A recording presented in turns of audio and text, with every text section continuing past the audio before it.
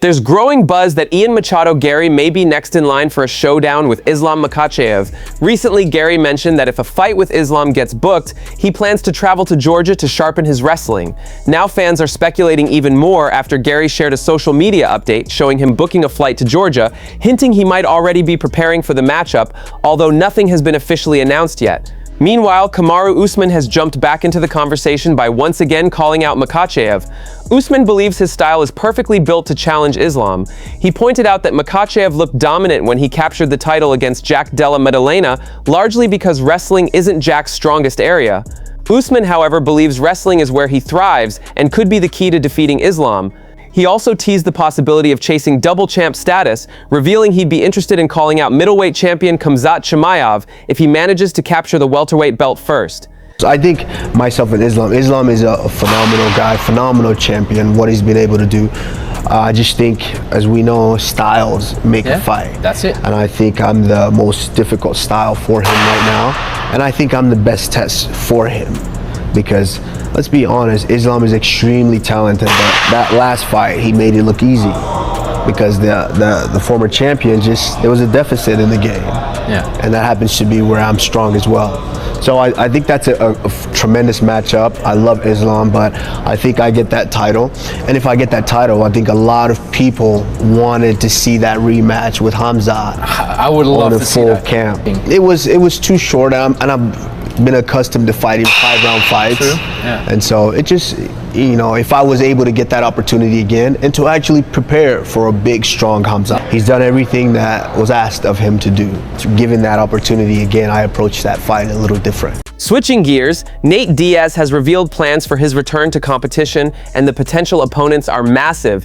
Diaz said he's targeting a trilogy fight with Conor McGregor, a matchup with Dustin Poirier, or even a fight against Mike Perry. As one of the biggest American stars in MMA, Diaz could realistically end up competing on the rumored White House event card. His presence would add huge star power alongside fighters like Justin Gaethje and Ilia Topuria.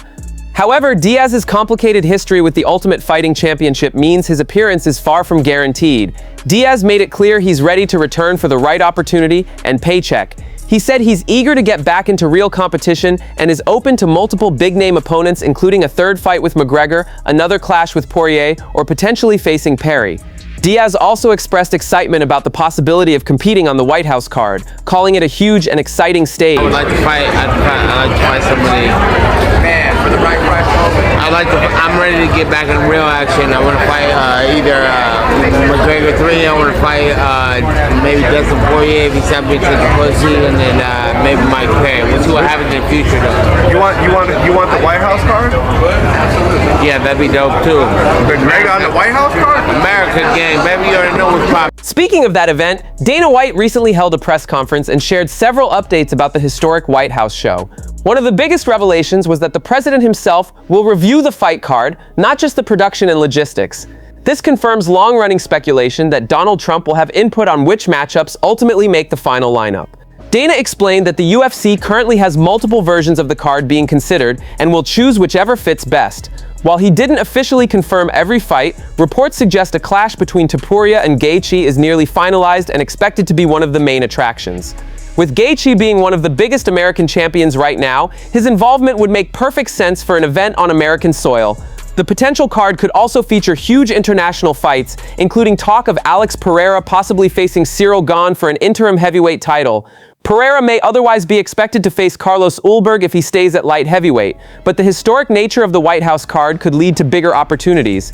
You had the matchmaking for the White House. I know you're not announcing anything tonight, but I'm sure you have a framework and an idea in mind of what that card looks like. What can we expect? How many title fights? What does the White House look like? We have like 2 different options laid out, and the matchmaking process has already started. So, yeah, we got the White House card done last week. The card is done already to go? Yep. Nice. How many title fights are you able to say? No. Okay. I'm not saying anything. So we laid out 2 different options. I didn't say it was done. I said the card was built. We've been kicking around a lot of ideas, and I don't know. Me and Borsari actually fly to D.C. this week and sit down with the president and his team and start walking them through not just the production but the fight card. We have like 3 different options on all the different production stuff and see what he likes and what he doesn't like. But let me tell you this: it is This event is going to be so badass and so unique and so special and so expensive.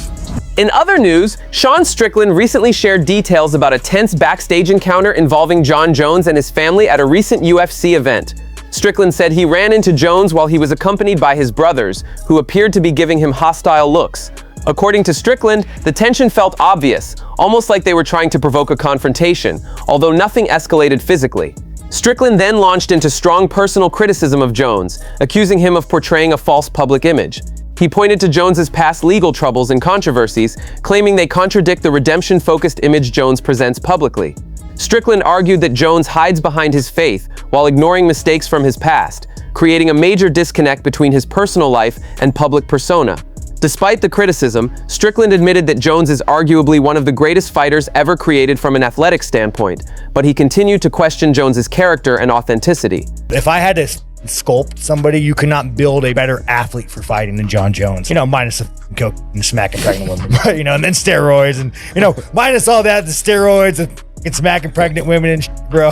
I heard he's a really nice guy. Oh, great. He was great to me. Unless you're in a Vegas hotel and, makes you laugh, dude. I was at a fight and we fought. And I think he had a brother or dad and they're just sitting there mad dogging me. And I'm like, bro, why are you guys mad at me? Did I hit the pregnant? No. Did I smack his wife? No. Did I do the drugs? No, dude. Why I go so hard on him? If he were to just be like, guys, I'm a piece of shit. I try not to be, but I'm a piece of shit. Then I'd be like, but he tries to Trojan horse you, dude. He talks about God and as he's doing coke off a stripper. Dude, like, be the fucking villain, bro. You are a villain. You are not a good man. You are not a decent man. You are a piece of who is one of the best fighters in the world. Next time you hit a pregnant chick, bro, just drive faster.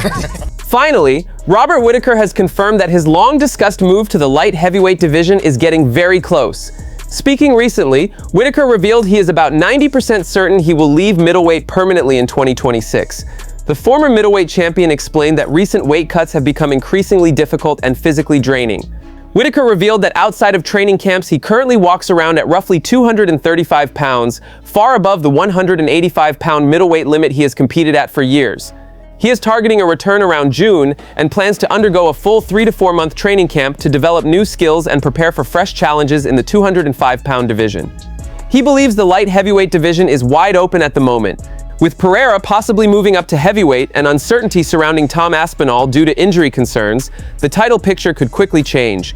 Top contenders such as Magomed Ankalaev, Jiri Prochazka, Jan Blachowicz, and Khalil Rountree Jr. are all major players in the division. But Whittaker believes his well-rounded skill set could allow him to compete with anyone in the weight class. Wow, 205, Rob. Mate, the last couple cuts have been hard, and I know the growing trend is like Rob's a small middleweight, but I'm just short with stumpy arms, okay, and like I'm tall, I'm short for the division anyway, so there's not much difference going up. They're taller than me anyway, down in middleweight. Like I'm a big guy, but like people don't realize how long it takes me to get down to the weight. So like, could I ask, right now you're in between fights, in between camps, how much do you weigh? Like 235 maybe? I feel like the division's open. I feel like good fights had. I feel like there's a lot of guys that I can, my skill set can prevail on. But like I said, like wait and see. We're gonna have some conversations with some people this week, and we'll lock things in after. So a few chats over in Vegas. Yeah. I'm in the area. So Yeah. You might as well. I can organize something. That's it from MMA Time. Thanks for watching. Don't forget to leave a like and subscribe for daily MMA updates.